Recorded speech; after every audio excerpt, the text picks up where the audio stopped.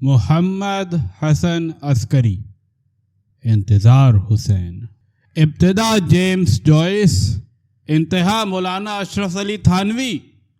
محمد حسن عسکری کہاں سے چلے اور کہاں پہنچے؟ بہرحال جوش و خروش اسی طرح قائم و دائم ہے۔ جس تندہی سے کسی بھلے وقت میں جوائس کو انگریزی سے لا کر اردو کے کانٹوں میں گھسیٹا، اسی تندہی سے اب مولانا اشرف علی تھانوی کو اردو سے انگریزی میں منتقل کر رہے ہیں۔ ویسے یہ کوئی نئی بات نہیں، عسکری صاحب اردو ادب کی بہت بے قرار روح ہیں۔ جس سے جس وقت نسبت ہوئی اسے مرشد بنایا، چندے اس کے سامنے زانوے ادب تہ کیا، پھر اکتائے اور آگے بڑھ لیے۔ جوائس کا کلمہ پڑھتے پڑھتے ڈی ایچ لارنس پر ایمان لے آئے، اور ایسا ایمان لائے کہ جوائس کو بالکل ہی رد کر دیا۔ پھر ایزرا پاؤنڈ، پھر سارتر اور پھر کیمرا۔ پہلے بغل میں کتاب رہا کرتی تھی، پھر گلے میں کیمرا پڑ گیا۔ تصویریں تو خیر کھینچتے ہی تھے، فوٹوگرافی پر عالمانہ مقالے بھی لکھے۔ فوٹوگرافی سے یکایک زکند لگائی اور تصوف کی دنیا میں جا پہنچے۔ کیمرے کو طاق میں رکھا اور شیخ اکبر کے سامنے زانوے تلمذ طے کیا۔ ان عدلتی بدلتی نسبتوں نے ان کے متبعین کو ہمیشہ پریشان رکھا۔ غریب متبعین مرشد کی نظر دیکھ کر چلتے تھے۔ عسکری صاحب نے لارنس کا نام لیا تو لارنس کے قائل ہو گئے، سارتر کا ذکر کیا تو سارتر کا وظیفہ پڑھنے لگے۔ ورد کرتے کرتے نظر اٹھا کر دیکھا تو پتہ چلا کہ مرشد کہیں آگے نکل گیا ہے۔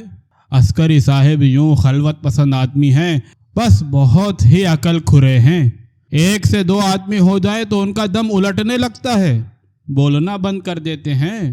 یوں بھی وہ کون سا زیادہ بولتے ہیں۔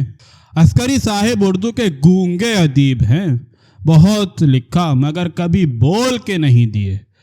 بولنے والے دانشوروں سے جب بھی ان کی ملاقات ہوئی، صورت یہ رہی کہ دانشور نے مغرب کا سارا فلسفہ اور 20ویں صدی کا سارا ادب توم کے رکھ دیا، اور عسکری صاحب ہیں کہ جی جی کیے چلے جا رہے ہیں، اس سے آگے کوئی لفظ نہیں بولتے۔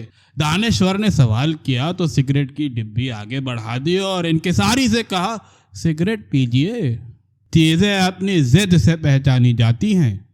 عسکری صاحب ایک وقت میں ترقی پسند تحریک کی ضد میں پہچانے گئے تھے۔ جب پاکستان کا قیام عمل میں آیا تو اس ضد کو ایک نئی جہت مل گئی۔ ترقی پسند ادیبوں نے تقسیم ہوتے ہی آفاقی ادب پر بہت زور دینا شروع کر دیا اور نعرہ یہ لگایا کہ کون کر سکتا ہے تقسیم ادب کی جاگیر۔ مگر عسکری صاحب ادب کی جاگیر تقسیم کرنے پر تلے تھے اور پاکستانی ادب کا نعرہ بلند کر رہے تھے۔ اس زمانے میں عسکری صاحب اردو ادب کی سب سے زیادہ متنازع شخصیت تھے۔ کم از کم کوئی ترقی پسند رسالہ تو انہیں گالی دیے بغیر اپنا کوئی شمارہ نہیں نکال سکتا تھا۔ مگر کیا کیا جائے کہ پھر ترقی پسند تحریک ہی ڈھہ گئی۔ ہمارے عسکری صاحب کا بھی گالی کھانے کا جذبہ کچھ ٹھنڈا پڑتا چلا گیا۔ پھر تصوف کی طرف نکل گئے اور وہاں ایسے گئے کہ وہی کے ہو رہے۔ ادبی رسالہ، اخبار، ریڈیو، ٹی وی، غرض نام اچھلنے کے سارے وسائل اپنے اوپر حرام کرتے چلے گئے۔ میں ابھی کہہ رہا تھا کہ عسکری صاحب بہت عقل کھڑے آدمی ہیں، مگر ایک بات ہے، متبعین کو انہوں نے ہمیشہ پسند کیا۔ اس بات سے بہت بیزار تھے کہ اردو میں کیا لکھا جا رہا ہے۔ آخر انہوں نے متبعین کو ادب کے اچھے ماڈل فراہم کیے اور اپنی پسند کا ادب پیدا کرانا شروع کر دیا۔ اتباع کرنے والوں نے ماڈل سے سرمو انحراف نہیں کیا۔ فرمے کے مطابق جوتے بنائے، مگر آخر عسکری صاحب اپنے تیار کرائے ہوئے مال سے بھی بیزار ہو گئے۔ شاید ادب سے تصوف کی طرف ہجرت میں اس بیزاری کو بھی دخل ہو۔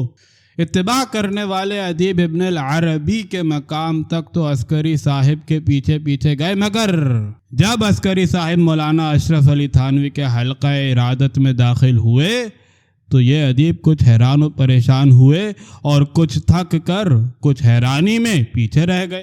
بہرحال عسکری صاحب اس سفر میں بھی اکیلے نہیں رہے۔ اس سفر میں ڈاکٹر اجمل بھی ان کے شریک دیکھے گئے ہیں، اور اب تازہ کتاب بتا رہی ہے کہ پروفیسر کرار حسین بھی اس سفر میں شریک ہو گئے ہیں۔ جس کتاب کا میں حوالہ دے رہا ہوں اس کا نام آنسر ٹو ماڈرنزم ہے۔ اس کتاب میں عسکری صاحب اور کرار صاحب نے مل کر مولانا اشرف علی تھانوی کے خطبات کا انگریزی میں ترجمہ کیا ہے۔ ان دونوں کے نام سے ہی یہ اندازہ لگایا جا سکتا ہے کہ ترجمہ کس مرتبے کا ہوگا۔ مقصود یہ ہے کہ مسلمانوں کا جو پڑھا لکھا طبقہ مغربی سامراج کے دام میں پھنس کر نئے مغربی علوم سے مرعوب ہو گیا ہے اور اسلام کی نئی سائنسی تعبیر کے تقاضے کرتا رہتا ہے، اس پر مذہب حقانیہ کی حقانیت واضح کی جائے۔ بہرحال ادبی حلقوں میں یار لوگ بھولے بسرے عسکری صاحب کا ذکر کرتے ہیں اور پوچھتے ہیں کہ عسکری صاحب آج کل کیا کر رہے ہیں؟ تو میں نے بتا دیا ہے کہ عسکری صاحب آج کل یہ کچھ کر رہے ہیں۔ ویسے اسی کے ساتھ آج کل موسیقی کی طرف بھی توجہ ہے۔ ہو سکتا ہے کہ اسی ایک سانس میں وہ ہماری کلاسیکی موسیقی کی بھی کوئی تفسیر لکھ ڈالیں۔